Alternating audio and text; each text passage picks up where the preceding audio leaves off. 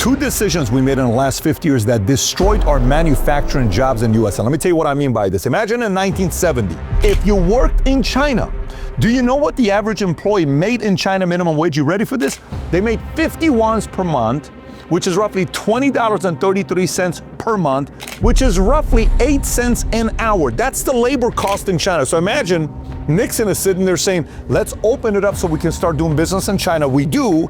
They call it the ping pong diplomacy because now we can send our jobs and manufacturers over there. And this was the first time ever a US president visited China. Nixon goes to China. 25 years, there was no communication between US and China at all during that period.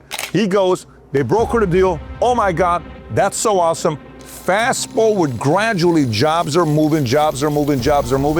Then in 2001, December 11th, China enters the World Trade Organization. Within a span of 8 years later, 6 million manufacturing jobs goes over there. The rich got richer because they're like, listen, if labor to us is going to cost 50 cents an hour in China, it's costing us a bunch of money here. We're about to make a lot of money. But what did it do to middle America? It absolutely destroyed it. We're going to talk about that today.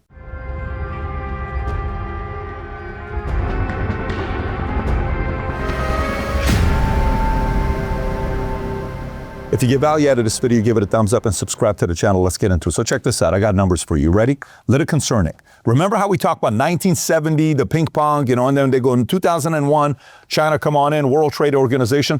In 1970, the average minimum wage in China is roughly, I told you, 8 cents. Let's say 8 to 12 cents an hour in 1970. US is $1.60. Which means we're 13 times more expensive to hire people in America in 1970 than China. In China, you're like, man, we're saving 13 times salary. Send the labor there. Don't do it here, send it there. Then they go to 2001, World Trade Organization. Come on in, China. Come and compete with the rest of us. Come on in, all these other companies. No problem. Great. In 2001, it's 34 cents an hour. In China, it's $5.15 minimum wage an hour. In US, 15 times more. But you know what it is today in China? $3.75 an hour minimum wage now. In US is $7.25, only 2 times more. You can look at this and say a couple different things. Wow, China's getting hammered because their cost has gone so up that now it's like, how are they going to make up with all this? Or you could say, why is our income not growing so fast in America? Well, because we shipped off all that labor over there and we don't have it here. Labor is expensive now here. Let me give you a couple examples of what's happened. Watch this. So if you look at this chart on this website, this shows the percentage of countries' manufacturing share output. This shows the top 10 countries by share of world manufacturing output from 1970 to 2018. I got the numbers for today. I'll give it to you. In 1970, if you go look at the numbers on where US was at, we had 29% of all manufacturing jobs. That was US. Second was Russia, then Japan, Germany, UK, France, Italy. Look at China, 3.1%. If you let this play out and you see where it goes to, by 2001, you know what you'll notice in 2001? Let's look at 2001. By 2001, we're at 25.6%. We're still leading the way. China goes from 3% to 8.2, nearly 3xing from 70 till today. But if you keep playing it and see where it goes to today, it's this chart that I have in front of me. China is now 31%. US is roughly 15.9%. And it's projecting that by 2030, manufacturing jobs, you know how many is going to be China? 45%. And by 2030, you know what US is going to be? 11%. This goes from having 18.6 million manufacturing jobs in 2000 in the US. Fast forward 8 years later, 9 years later, that 18.6 drops to 11.4 million. 6 million is gone. What happens to different states? Let's look at it. If you look at this chart, you go focus on 2001. How's Michigan doing with jobs in 2001? Now keep in mind, Michigan back in the days got decimated because of what happened when China opened and they came in. Like, whoa, you're kind of hurting us here. That's the story you have of Michigan. The 1980s, when they call it the Detroit auto industry collapse, between 1970 and 2010, Detroit lost over 50% of its population. Unemployment in some neighborhoods hit 30 to 40%. Why? It's cheaper to build the same thing in a different country. Why are we doing it in Michigan? Bam, takes a hit. Let's go to the next one. Ohio. Look at Ohio's numbers from 2001. Look what happens to Ohio next. When you go and look at some Ohio stories, what do you hear about? September 19, 1977, a day known as Black Monday, the Youngstown Sheet and Tube Company abruptly closed its Campbell Works mill in Youngstown, Ohio, immediately laying off approximately 5,000 workers. This is where the whole concept of Rust Belt comes out. This continues. Job losses. Initial close led to cascading effect, resulting in the loss of over 50,000 jobs and a Mahoning Valley within the next 5 years. Population decline.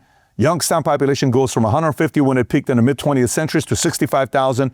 Unemployment hit 24.9% in the 80s. This is even pre-WTO, China joining us. So when you look at Ohio takes the hit. Then when you go to Indiana, the impact. Gary's population, this is the steels. Gary Works was one of the largest steel mill in the world starting in the late 70s. Production cuts and layoffs gutted the workforce from 175,000 people in 1960 to 70,000 people today. 100,000 people left because there are no jobs. What am I doing here? They went elsewhere. Let's go to Pennsylvania next. Look at Pennsylvania, how it drops from 2001, boom, to where it's at today. Pennsylvania, Bethlehem Steel collapsed in 1995. This was another one of those companies that employed thousands of employees, thousands of lost jobs. City lost its economic engine. The company officially declared bankruptcy in 2001. This company called Bethlehem Steel collapsed. They had to go, why? After 2001, if you're going to open it up and you're going to have China coming in, hey guys, we got to do something about this. We can't compete with cheap labor. We're going to go elsewhere. The investors, we're going to go do this business in China.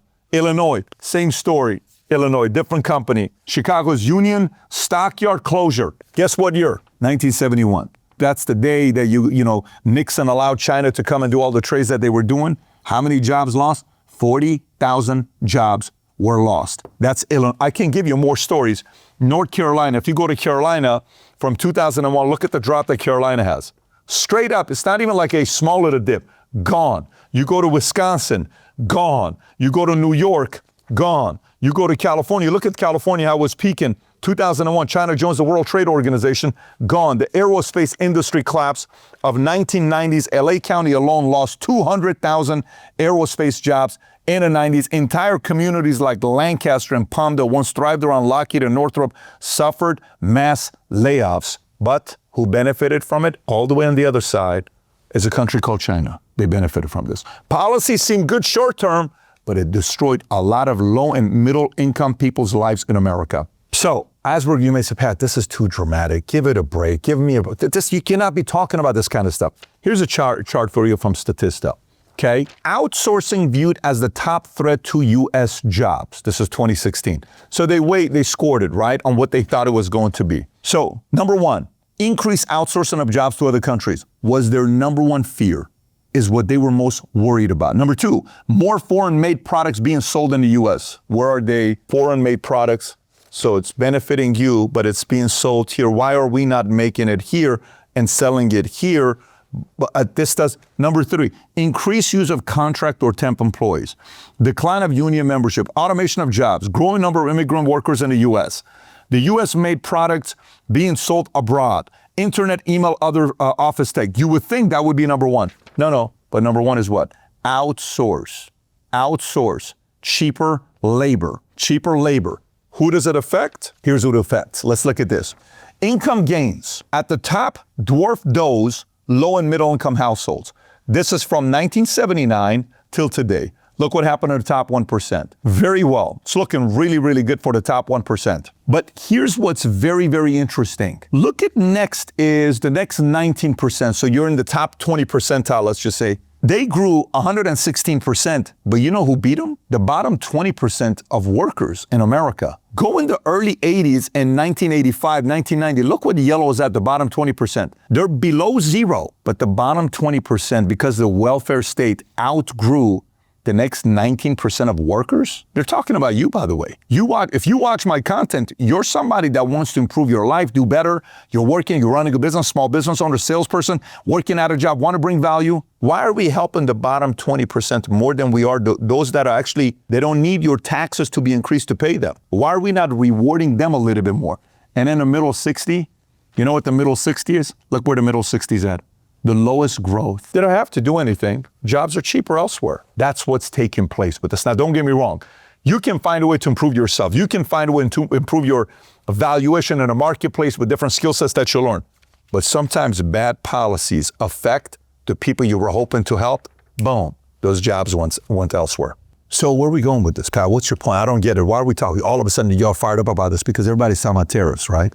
A tariff this and tariff that and tariff this. Well, tariff kind of got Apple to say we're going to invest $500 billion in the U.S. in the next few years. Apple? Yes. What does it mean invest $500 billion? Is it like I'm going to put it in a mutual fund? No. Those are jobs. They need people. $500 billion, lots of money. UAE, $1.4 trillion. That's a lot of money. Saudi, $600 billion. Rolls-Royce. We're going to bring some of our jobs that's in Mexico, Canada, and China. We're going to bring it to the U.S. Why? Because we have to. Because these tariffs are kind of going to be cheaper to produce the stuff here than to do it in Mexico, Canada, and China.